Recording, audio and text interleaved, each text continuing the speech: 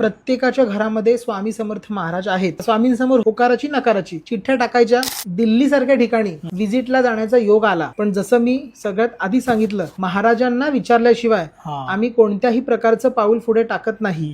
जर तुम्हाला लाखाचे 12 लाख मिळत असतील तरी देखील नाही. स्वामींना विचारणा केली, बाबा महाराज अशा अशा ठिकाणी प्रदेशामध्ये जाणं योग्य आहे का? अशा वेळेला स्वामी समर्थ महाराजांनी स्पष्ट नकार दिला. ही घटना घडल्याच्या अवघ्या 4 दिवसानंतर दिल्लीमध्ये सगळ्यात मोठा जो बॉम्बस्फोट झाला मध्यंतरीच्या काळात, बरोबर आहे, अनेक निष्पाप लोकांचे जीव गेले. ही घटना तिथे घडून आली. महाराज तुम्हाला जर रेड सिग्नल देऊन थांबवत असतील तर तुम्ही थांबणं खूप गरजेचं आहे.